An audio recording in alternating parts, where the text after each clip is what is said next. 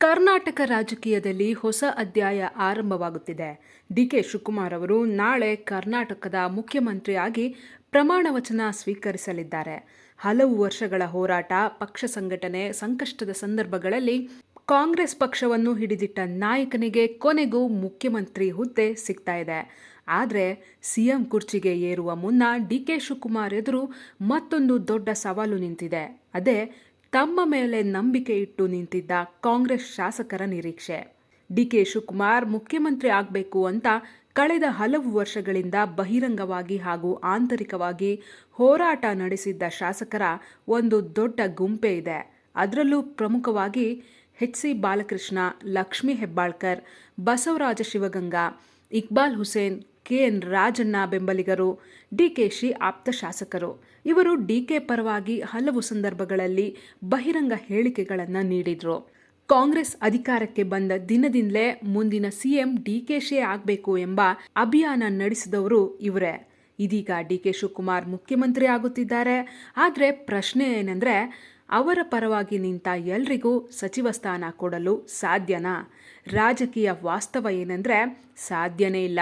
ಕರ್ನಾಟಕದಲ್ಲಿ ಸಚಿವ ಸಂಪುಟದ ಗಾತ್ರಕ್ಕೆ ಸಂವಿಧಾತ್ಮಕ ಮಿತಿ ಇದೆ. ಎಲ್ಲರನ್ನೂ ಮಂತ್ರಿ ಮಾಡಲು ಆಗೋದಿಲ್ಲ. ಹೀಗಾಗಿ ಡಿಕೆ ಬೆಂಬಲಿಗರ ನಿರೀಕ್ಷೆ ಮತ್ತು ವಾಸ್ತವ ಪರಿಸ್ಥಿತಿಯ ನಡುವೆ ದೊಡ್ಡ ಅಂತರ ಕಾಣಿಸ್ತಾ ಇದೆ. ಇಲ್ಲೇ ಆರಂಭವಾಗ್ತಾ ಇದೆ ಸಿದ್ದರಾಮಯ್ಯ ಅವರ ರಾಜಕೀಯ ಆಟ ಎಂಬ ಚರ್ಚೆ ಕಾಂಗ್ರೆಸ್ ವಲಯದಲ್ಲಿ ಕೇಳಿ ಬರ್ತಾ ಇದೆ. ಸಿದ್ದರಾಮಯ್ಯ ಮುಖ್ಯಮಂತ್ರಿ ಸ್ಥಾನ ತ್ಯಜಿಸಿದ್ರೂ ಅವರ ರಾಜಕೀಯ ಪ್ರಭಾವ ಕಡಿಮೆ ಆಗಿಲ್ಲ.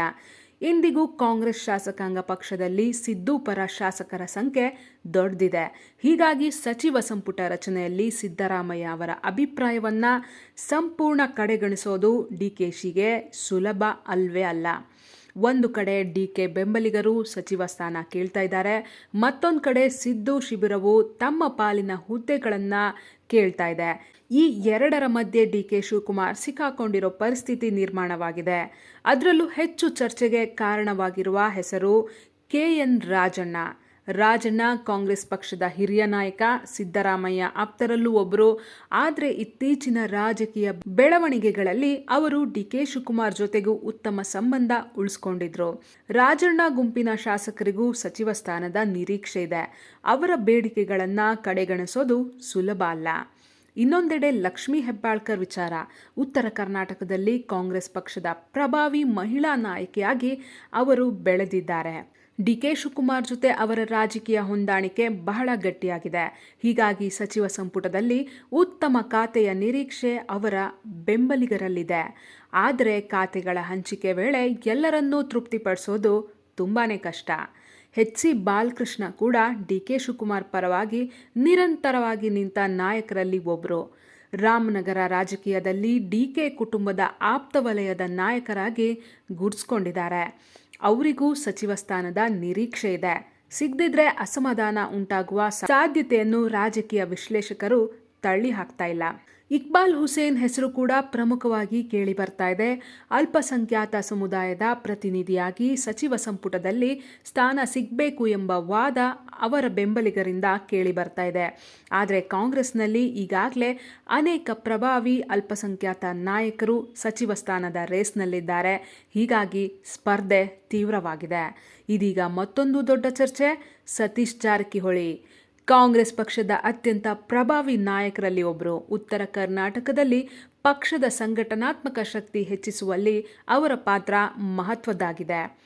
ಕೆಲವು ರಾಜಕೀಯ ವಲಯಗಳಲ್ಲಿ ಕೇಳಿ ಬರ್ತಾ ಇರೋ ಮಾತೇನು ಅಂದರೆ, ಡಿಕೆ ಶಿವಕುಮಾರ್ ಮುಖ್ಯಮಂತ್ರಿ ಆದರೆ ಕೆಪಿಸಿಸಿ ಅಧ್ಯಕ್ಷ ಸ್ಥಾನ ಸತೀಶ್ ಜಾರಕಿಹೊಳಿಗೆ ಸಿಗಬಹುದು ಎಂಬ ನಿರೀಕ್ಷೆ ಇತ್ತು. ಆದರೆ ಈಗಿನ ಬೆಳವಣಿಗೆಗಳಲ್ಲಿ ಆ ಸಾಧ್ಯತೆ ಸ್ಪಷ್ಟವಾಗಿ ಕಾಣಿಸ್ತಾ ಇಲ್ಲ. ಅದರ ಜೊತೆಗೆ ಸಚಿವ ಸಂಪುಟದಲ್ಲಿಯೂ ಅವರಿಗೆ ನಿರೀಕ್ಷಿತ ಪ್ರಾಮುಖ್ಯತೆ ಸಿಗುತ್ತದೆಯೇ ಎಂಬ ಪ್ರಶ್ನೆ ಇದೆ. ಇದರಿಂದ ಉತ್ತರ ಕರ್ನಾಟಕ ಕಾಂಗ್ರೆಸ್ ನಾಯಕರಲ್ಲಿ ಒಂದು ರೀತಿಯ ಅಸಮಾಧಾನ ಬೆಳೆಯುವ ಸಾಧ್ಯತೆಯ ಬಗ್ಗೆ ಚರ್ಚೆಗಳು ನಡೀತಾ ಇದೆ. ಡಿಕೆ ಶಿವಕುಮಾರ್ ಅವರ ದೊಡ್ಡ ಸವಾಲು ಬಿಜೆಪಿ ಅಲ್ಲ, ಜೆಡಿಎಸ್ ಕೂಡ ಅಲ್ಲ. ಅವರ ನಿಜವಾದ ಸವಾಲು ಕಾಂಗ್ರೆಸ್ ಒಳಗಿನ ಸಮತೋಲನ. ಸಿದ್ದರಾಮಯ್ಯ ಶಿಬಿರವನ್ನು ಸಮಾಧಾನಪಡಿಸಬೇಕು. ತಮ್ಮ ಪರವಾಗಿ ನಿಂತ ಶಾಸಕರನ್ನ ನಿರಾಶೆಗೊಳಿಸಬಾರ್ದು. ಉತ್ತರ ಕರ್ನಾಟಕಕ್ಕೆ ನ್ಯಾಯ ಕೊಡಬೇಕು. ಹಳೆ ಕಾಂಗ್ರೆಸ್ ನಾಯಕರಿಗೂ ಸ್ಥಾನ ಕೊಡಬೇಕು. ಯುವ ಮುಖಗಳಿಗೂ ಅವಕಾಶ ನೀಡಬೇಕು. ಪ್ರಾದೇಶಿಕ ಸಮತೋಲನವೂ ಕಾಯ್ದುಕೊಳ್ಬೇಕು, ಜಾತಿ ಸಮೀಕರಣವನ್ನು ನೋಡಬೇಕು. ಈ ಎಲ್ಲ ಲೆಕ್ಕಾಚಾರಗಳ ಮಧ್ಯೆ ಸಚಿವ ಸಂಪುಟ ರಚನೆ ನಡೆಯುತ್ತೆ. ಆದ್ದರಿಂದ ಡಿ.ಕೆ. ಶಿವಕುಮಾರ್ ಮುಖ್ಯಮಂತ್ರಿ ಆಗುವ ಕ್ಷಣವೇ ಅವರ ರಾಜಕೀಯ ಪರೀಕ್ಷೆಯ ಆರಂಭವೂ ಆಗುತ್ತೆ. ಒಂದು ವೇಳೆ ಡಿ.ಕೆ. ಬೆಂಬಲಿಗರಿಗೆ ನಿರೀಕ್ಷಿತ ಸ್ಥಾನಮಾನ ಸಿಗದಿದ್ರೆ, ಬಹಿರಂಗ ಬಂಡಾಯ ಆಗದಿದ್ರೂ ಅಸಮಾಧಾನ ಹೆಚ್ಚಾಗಬಹುದು. ಅದೇ ಅಸಮಾಧಾನ ಮುಂದಿನ ದಿನಗಳಲ್ಲಿ ಸರ್ಕಾರದ ಕಾರ್ಯವೈಖರಿ ಮೇಲೂ ಪರಿಣಾಮ ಬೀರುವ ಸಾಧ್ಯತೆ ನಿಚ್ಚಳವಾಗಿದೆ. ಹೀಗಾಗಿ ಈಗ ಎಲ್ಲರ ಗಮನ ಒಂದೇ ಪ್ರಶ್ನೆ ಮೇಲೆ ಇದೆ.